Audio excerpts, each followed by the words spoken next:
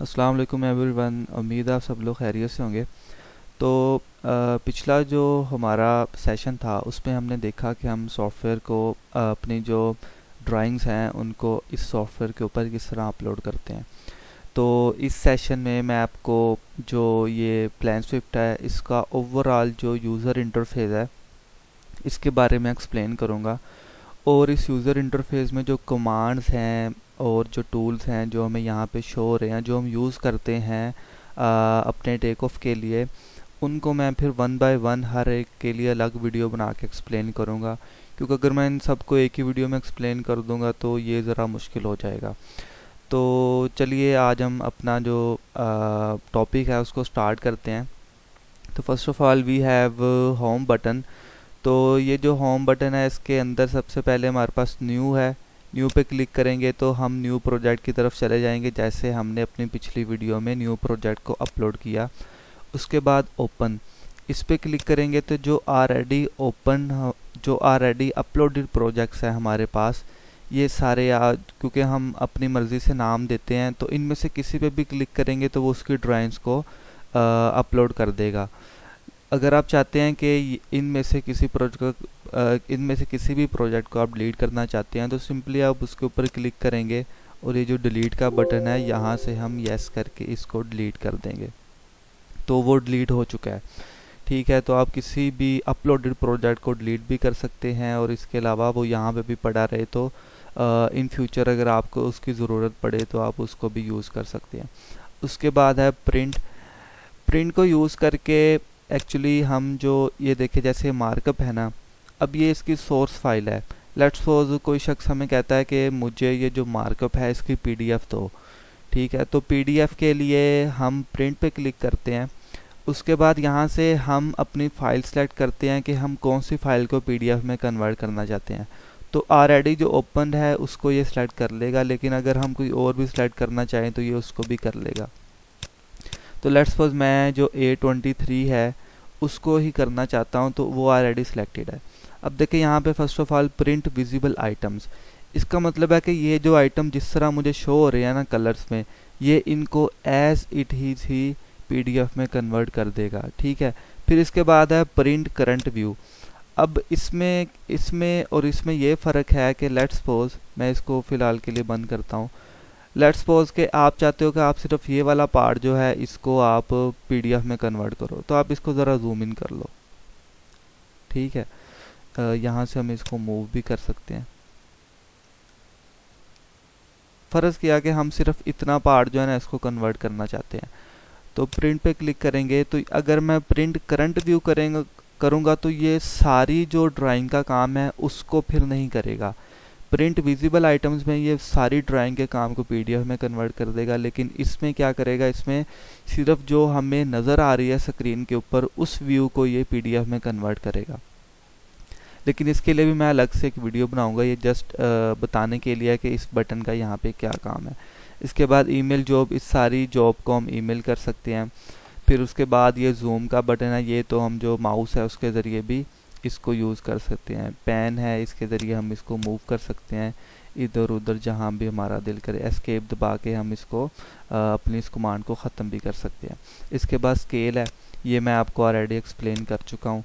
इसके बाद डायमेंशन है, जब आप अपनी ड्राइंग को स्केल कर लेंगे उसके बाद किसी भी जो पोर्शन है या मेंबर है उसके डायमेंशन लेने के लिए आप जस्ट इस पर क्लिक करेंगे और उसके बाद ये हमें डायमेंशन दे देगा, जो कि आप देख सकते हैं। अच्छा, उसके बाद आगे ये एरिया है, किसी भी चीज़ का एरिया आप देखें। अगर तो मैं सिंपल इस पर क्लिक कर दूं तो ये मुझे जो सिंपल फ्लैट एरिया है उसको शो कर देगा।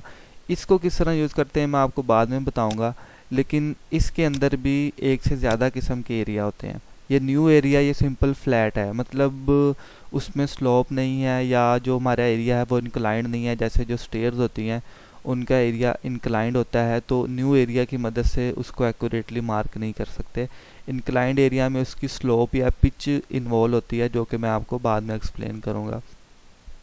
इसी तरह क्यूबिक यार्ड है, ये रूफ एरिया, वो इसके अंदर ना हम पिच या स्लोप पुट करते हैं तो मार्क हम प्लान से ही करते हैं, लेकिन वो उसका इंक्लाइंड एरिया मार्क कर लेता है। जैसे उसके बाद ये ग्रिड टूल है और जॉइस टूल है, इनके बारे में भी मैं आपको एक्सप्लेन करूँगा जब मैं इसकी अलग से वीडियो बनाऊँगा। उसके बाद ये लीनियर है, इसमें भी वही सीन है कि अगर आप डायरेक्ट क्लिक करेंगे तो जो हमारा स्ट्रेट डायमेंशन है जो इंक्लाइंड नहीं है उसके लिए ये आ जाएगा। इसके बारे में मैं कंप्लीटली एक्सप्लेन करूँगा। फिर इसके अंदर भी वॉल एरिया आ जाता है, इसमें आप हाइट पुट करते हैं और सिंपल प्लान से लीनियर मार्क करते हैं तो वो उस हाइट को इस लीनियर से मल्टीप्लाई करके वॉल का एरिया निकाल लेता है। मतलब आपको बाद में एरिया निकालना नहीं पड़ेगा, आप एक ही दफ़ा में एरिया निकाल सकते हैं। इसके बाद है सेगमेंट टूल। सेगमेंट टूल और लीनियर टूल ये तकरीबन एक ही चीज़ है। लीनियर में क्या होता है मैं आपको बताता हूँ। लीनियर में लेट्स सपोज मैं ये एक है, मैं ऐसे फर्जी से लगाने लगा हूँ। ये देखिए यहाँ से स्टार्ट किया यहाँ तक, तो ये इसको जैसे मैंने यहाँ पे क्लिक किया तो एक लाइन कंप्लीट होगी, लेकिन इसने इस कमांड को ख़त्म नहीं किया। ठीक है, ये मज़ीद मैं जितनी मर्ज़ी लाइन लगा लूँ। ठीक है, अब इसको हम यूज़ करते हैं। इसको मैं ऐसे क्लिक करता हूँ तो ये लगा ले, चले यहाँ से लेके यहाँ तक। तो ये देखें इसने एक ही लाइन लगाई और इसको ख़त्म कर दिया ताकि मैं कोई और सेगमेंट लगा सकूं। ठीक है, इसको भी हम इस तरह कर सकते हैं जैसे लीनियर है तो ये ओके, तो मैं यहाँ से चला यहाँ पे। अब देखें ये ख़त्म नहीं हुआ, आगे आ गया है। तो अगर मैं चाहता हूँ कि मैंने किसी और पॉइंट से नई लाइन स्टार्ट करनी है तो आप एन दबाएंगे। एन का मतलब है न्यू, तो ये सेगमेंट की तरह बन जाएगा, लेकिन ये आपको बार बार करना पड़ेगा। तो नॉर्मली हम लीनियर ही यूज़ करते हैं, सेगमेंट को यूज़ नहीं करते। सेगमेंट के अंदर भी काफ़ी सारे टूल हैं, जॉइस सेगमेंट है, बीम टूल है। बीम टूल असल में जो इंक्लाइंड लेंथें होती हैं उनको मार्क करने के लिए यूज़ होता है।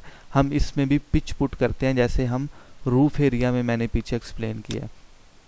उसके बाद काउंट है, तो काउंट में ये है कि जो चीज़ हमने काउंट करनी है, लेट्स सपोज यहाँ पे लाइट्स लगी हुई हैं, हम नंबर ऑफ़ लाइट्स काउंट करना चाहते हैं तो यहाँ पे हम लाइट का कोई भी नाम लिख लेंगे जो हमारी लाइट होगी। उसके बाद ये कलर है, ये सारी चीज़ें मैं आपको एक्सप्लेन करूँगा, अभी तो जस्ट ओवरव्यू है। ओके करके हम जितने मर्ज़ी काउंट लगा सकते हैं। ठीक है, एस्केप दबाने से जो कमांड है वो ख़त्म हो जाती है।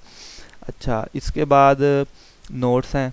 लेट्स सपोज के इस ड्राइंग के ऊपर आप कोई नोट पुट करना चाहते हैं तो इस पर सिंपल क्लिक करेंगे तो ये जितना मर्ज़ी एरिया आप रख सकते हैं। ठीक है, उसके बाद इस नोट को कोई नाम देना चाहते हैं तो ठीक है। इसके अंदर टेक्स्ट है, लेट्स सपोज मैं टेक्स्ट लिखता हूँ दिस ड्राइंग इज़ फॉर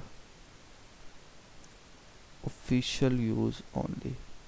ठीक है, अच्छा उसके बाद ये इसकी टेक्स्ट हाइट है तो ये लेट्स सपोज मैं कर देता हूँ 9। ठीक है, उसके बाद ट्रांसपेरेंसी है, ये देखें ट्रांसपेरेंसी ये जितनी अगर आप इस तरफ ले जाएंगे लेफ़्ट की तरफ तो ये जो पीछे बैकग्राउंड में जो ड्राइंग है उसका कलर शो नहीं करेगा, लेकिन आप जैसे इस तरह मूव करेंगे तो देखें उसने उसका येलो कलर ख़त्म कर दिया है और उसकी ट्रांसपेरेंसी जो है वो आप कह लें बिल्कुल ही ख़त्म कर दिया। ठीक है, उसके बाद यहाँ से आप इसका कलर भी सिलेक्ट कर सकते हैं। जैसे देखें ये येलो है तो इस यहाँ से कोई भी कलर चूज़ कर सकते हैं इस बॉक्स का। फिर इसके बाद टेक्स्ट कलर है, इसके अंदर जो टेक्स्ट नज़र आ रहा है ये ब्लैक कलर में है या किस में है। यहाँ से अलाइनमेंट है, इसको ओके करेंगे ना तो ये नोट शो हो जाएगा।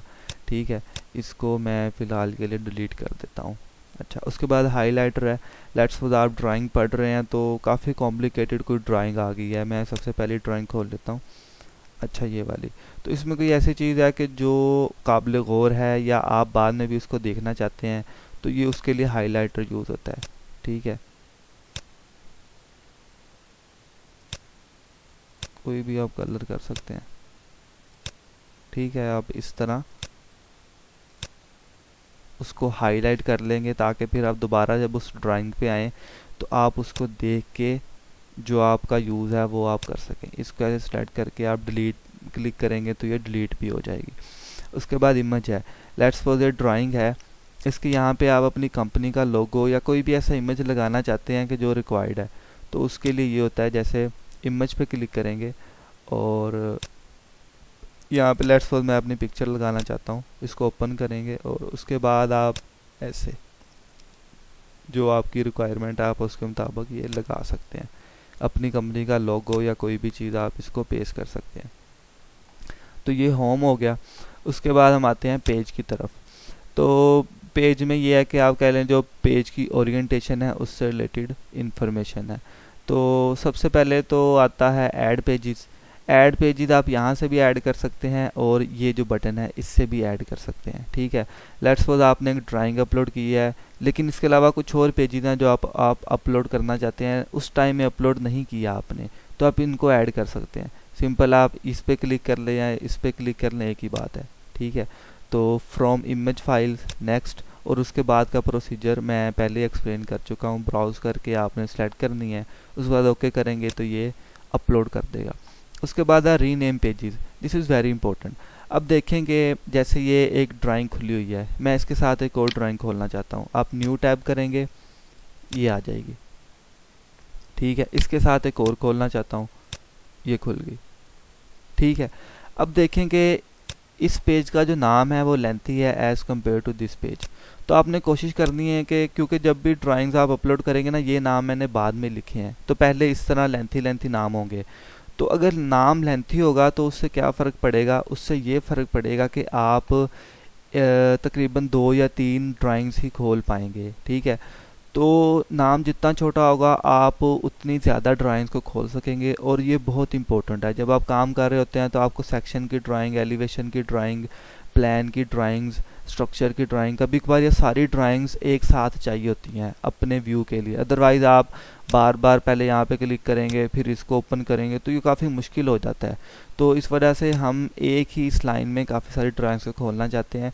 तो सब उसके लिए ज़रूरी है कि इसका नाम कम से कम हो, छोटे से छोटा हो। आमतौर पे जो ड्राइंग का नाम होता है वही रख लेते हैं।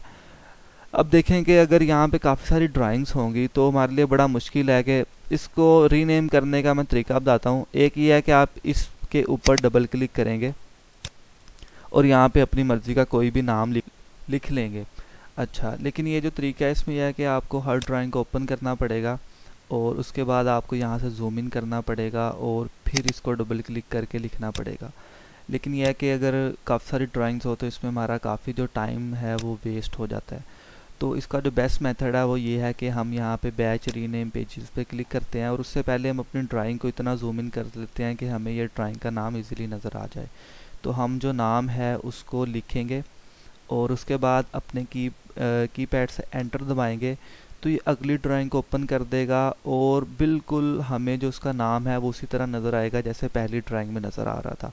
तो इसमें यह है कि आप स्पीड से लिखते जाएंगे और एंटर दबाते जाएंगे और ये खुद ही पेज ओपन होता जाएगा और हमारे जो ड्राइंग्स हैं वो रीनेम होती जाएंगी। अच्छा, इसके बाद इसमें पेजेस की ओरिएंटेशन है रोटेट, क्योंकि कभी कभार जो पीडीएफ होती है उसमें जो पेजेस हैं वो बिल्कुल उसी तरह नहीं आते जिस तरह होने चाहिए, तो हम फिर उनको सेट कर सकते हैं। फिर उसके बाद अदर है, अदर में आके हम पिच है, ये स्लोपी एरिया की पिच निकालते हैं, ये वाला टूल यूज़ होता है, मैं आपको बाद में भी एक्सप्लेन करूँगा। सबसे मेन ऑप्शन जो है वो है जिप स्विफ्ट जॉब।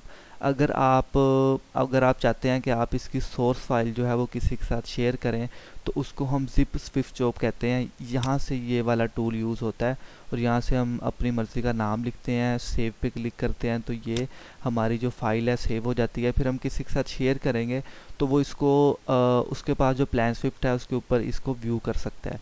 फिर इसके बाद व्यू है, व्यू में देखें कि सबसे पहले तो मैं ये खोल लेता हूँ, ओपन कर लेता हूँ। अच्छा, इसमें जो सबसे पहला है, अब देखें कि इसमें ये जो एरिया है इसका कोई नाम नहीं शो हो रहा कि ये क्या चीज़ है। मैं इसके ऊपर जब अपना माउस लाता हूँ तो ये मुझे बताता है कि ये शिंगल रूफ है, ठीक है, लेकिन वैसे मुझे नज़र नहीं आ रहा किसी का। तो उसके लिए शो लेबल जो है इस पर क्लिक करेंगे तो ये देखें इसके नाम एरिया शो बता दिया है कि ये एरिया किस चीज़ का, नीचे बता भी दिया है इसकी अमाउंट कितनी आ रही है। लेकिन इसकी वजह से अगर हम इसको ऑन रखेंगे तो हमारा जो सॉफ्टवेयर है ये देख सकते हैं कि ये ज़रा स्लो हो जाता है, तो हमें इसको हाइड ही रखना पड़ता है। फिर उसके बाद है शो डिजिटाइजर आइटम्स। ये जो आइटम है इनकी यहाँ पे ये लेयर्स होती हैं, अगर हम 1 बाय 1 इनको ऑफ़ करते जाएं तो ये हमें नज़र नहीं आती और इसी तरह हम इनको ऑन भी कर सकते हैं। लेकिन अगर आप सबको एक ही टाइम में ऑन या ऑफ़ करना चाहें तो उनके लिए ये हाइड है, ये सारे ख़त्म हो गए, ये शो है, ये सारे शो होने लग गए हैं। फिर उसके बाद शो डायमेंशन, हाई डायमेंशन, और ये नोट्स हैं जो मैंने स्टार्ट में पुट किया था यहाँ पे, तो ये आप देख सकते हैं। फिर उसके बाद एस्टिमेटिंग है, एस्टिमेटिंग में हम अपनी ये जो टेक ऑफ है इसको एक्सेल में एक्सपोर्ट करते हैं। आपके जानने के लिए फ़िलहाल इतना ही ज़रूरी है किसी भी शख्स के लिए जो इसको यूज़ करना चाहता है। फिर इसमें जो जितने भी टूल हैं इनको मैं वन बाय वन अपनी नेक्स्ट वीडियो में एक्सप्लेन करूँगा। तब तक के लिए खुदा हाफिज़।